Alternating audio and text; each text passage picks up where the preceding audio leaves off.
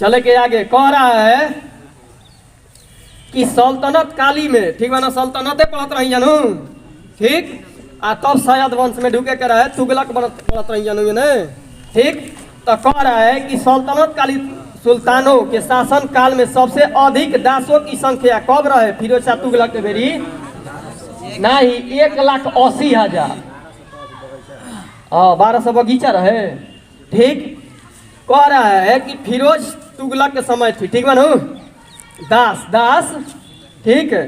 आ वे कहेला नु कि दीवान ए बंदगान ये हनु दास विभाग हो फिरोज शाह तुगलक होला। आ वे कहेला दीवान ए खैरात बतैले रही नु ई दान विभाग हम महिलाओं खातिर ना खोलले रहस।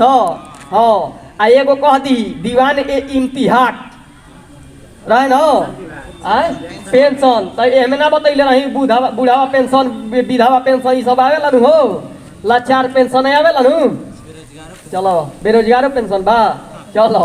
हाँ, ये कह देला कि दीवान ए मुख्तराज ई वित्त विभाग हो, त ई केवना के हो, ई हटे अलाउद्दीन खिलजी के ना।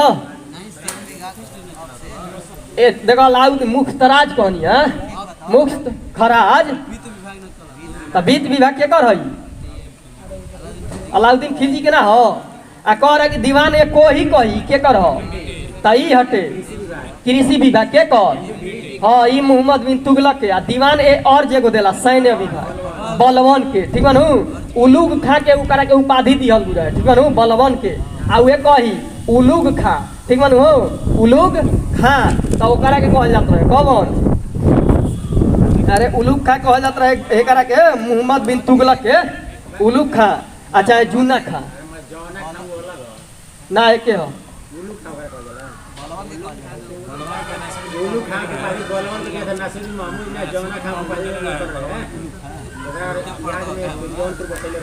सुनो सुनो सुनो, कह रहा है गयासुद्दीन के बाद, ठीक है ना, जब संस्थापक रहे तो गयासुद्दीन के बाद उलूग खां या जूना खां मोहम्मद बिन तुगलक के नाम से दिल्ली में 1325 ईस्वी में। तो हम का कहनी है ये बतिया नु, उलूग खा चाहे जूना खा, ये का कैले रहे ना कि लकड़ी के महल बनवैले रहे, आ वही में गयासुद्दीन घुसल नु, तब बस वही में ढह के मर गई, ठीक है नु। तब बस वही जले यही का हो गई बन गई। आई पढ़ल लिखल रहे, तेज तरार रहे, मोहम्मद बिन तुगलक रहे ना, तेज तरार रहे, पढ़ल लिखल रहे, आ बहुत दबाव डालत रहे नु, का पे? आदमी पे, जनता पे, सब पे, ठीक है नु। चलो, आ हौ रहे तनी नॉर्मल दिमाग के, कौन? गयासुद्दीन तुगलक। और करे के बेरी नहर के शुरुआत भई रहे, कृषि पे व्यवस्था पे कैलस, ठीक।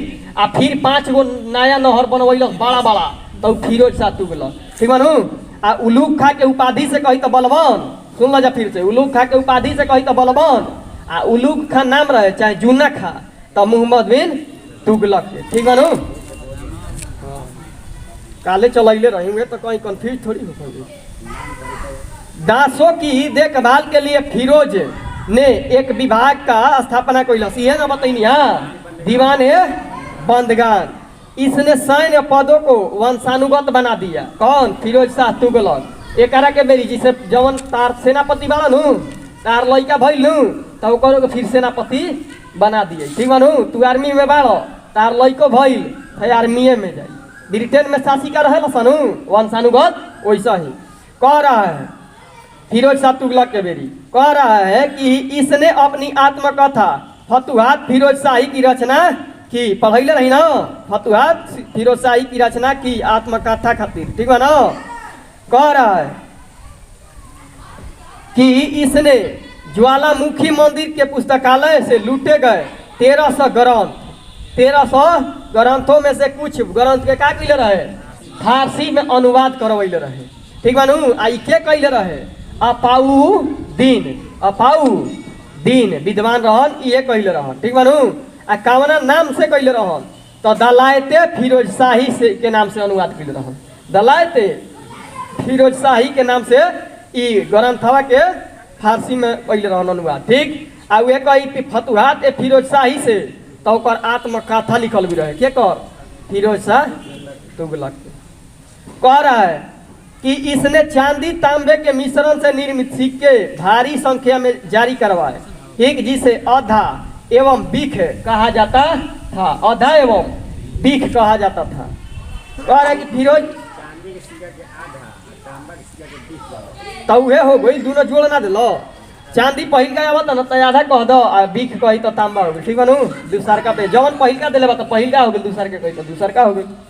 कह रहा है फिरोज शाह तुगलक की मृत्यु सितंबर 1388 ईस्वी को हो गई।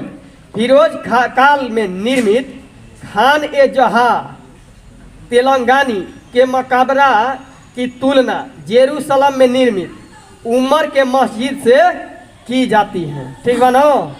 कह रहा है कि एगो जौन मस्जिद रहे खान ए जहाँ तेलंगानी,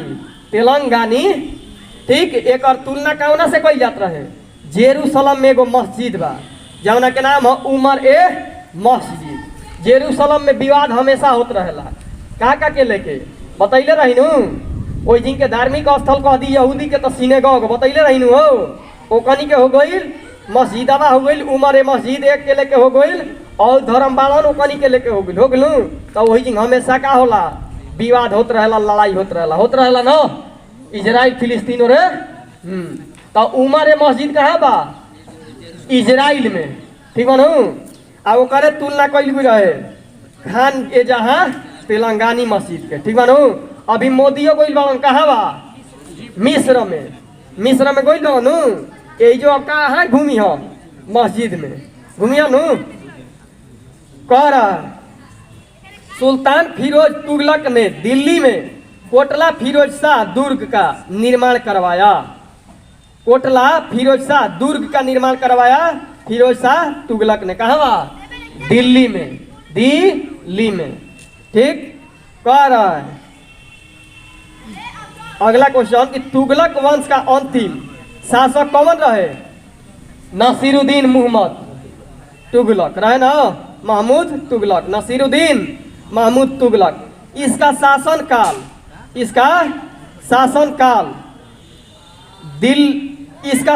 काल दिल्ली से पालम तक ही रह गया, ठीक बनू।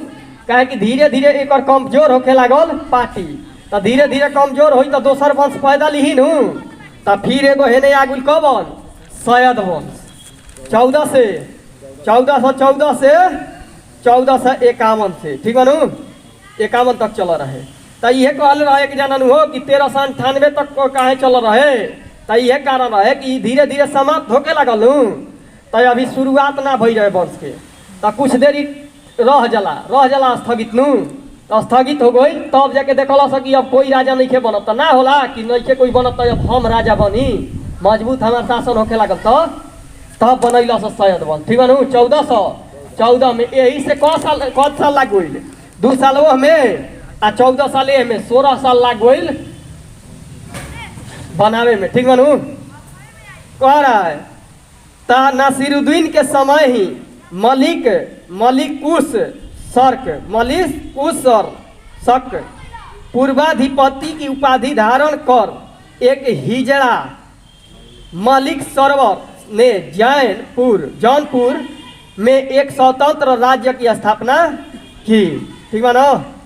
जौनपुर में एगो का कैलसी हिजड़ा मलिक सरवर ने जौनपुर में एगो स्वतंत्र राज्य की स्थापना कैलस। कह रहा है कि सैयद वंश 1414 से 1451 तक, तो सैयद वंश का संस्थापक कही तो खिजर खां। इसने सुल्तान की उपाधि न धारण कर अपने को रायत ए आला की उपाधि से ही खुश रखा, ठीक बा ना। ये अपना के कहाँ से खुश रखल रहे रायत ए आला के, ठीक बा नू। ये अपने आप के सुल्तान ना कहत रह, ठीक बा नू। खिजर खां तैमूर लंग का सेनापति था, ठीक बा ना। तैमूर लंग का सेनापति था। कह रहा है तैमूर लंग आक्रमण भई रहे ना। तैमूर लंग ने सुल्तान नसीरुद्दीन मुहम्मद तुगलक के समय 1398 में आक्रमण किया और समाप्त कर दिया। तो वही तैमूर लंग के सेनापति था खिजर खां। यह सैयद वंश की स्थापना कैले रहा, ठीक बा नू 1414 में। कह रहा है कि भारत से लौटते समय तैमूर लंग ने खिरीज खां को मुल्तान, लाहौर, दीपालपुर का शासक नियुक्त किया। तैमूर खां खाली लड़ल आ लड़ के चल गई। ठीक, आ इनकरा के मुल्तान दे दिलस, पाकिस्तान और मुल्तान बा न, मुल्तान सुल्तान, तो मुल्तानो दे दिलस, लाहौरो दे दिलस। ठीक बा नु। आ दीपालपुर लड़ उड़ के आ इनकरा के दे के आ कहला से अब इन्हें राजगद्दी संभारत रह, हम चलनी अब। ठीक बा नु। कह रहा है कि खिज्र खान नियमित रूप से तैमूर का पुत्र शाहरुख को कर भेजता था। ठीक बा नो। जब भाई मानते नहीं कि एकरा के मदद कैलस तो एकर पुत्र रहे तैमूर लंग के शाहरुख। ठीक बा नु। शाहरुख खान ना शाहरुख। तो एकरा के का करत रहे, जवन टैक्स तसीलत रहे तो एकरा के दे देत रहे। ठीक बा नु। कि तू खुश रह, हम ए ना हूँ, हम खुश रहे। ठीक बा नु। हाँ, कह रहा है कि खिज्र खां की मृत्यु कब हो गई, तो 20 मई 1421 ईस्वी में हो गई। ठीक बा ना। 20 मई 1421 ईस्वी में खिज्र खां की मृत्यु हो गई। खिज्र खां के पुत्र एगो रहे, का नाम रहे, मुबारक खां ने शाह की उपाधि धारण की। का के शाह के। याहिया बिन अहमद सरहिंदी, याहिया बिन अहमद सरहिंदी को मुबारक शाह का संरक्षण प्राप्त था। कह रहा है कि संरक्षण के मतलब समझत रहो, एकरा के सेवा हुआ दिया जाता रहे। ठीक है ना। कह रहा है कि इसकी पुस्तक याहिया बिन अहमद सरहिंदी के पुस्तक तारीख ए मुबारक शाही में सैयद वंश की विषय की जानकारी मिलती है। तो इहो भाई का कैलस, एगो किताब लिखलस। का के किताब, तारीख ए मुबारक शाही, एकरे नाम पे किताब बना दिलस सैयद वंश के। कह रहा है कि यमुना के किनारे मुबारक का बाद की स्थापना के कैलस, मुबारक शाह।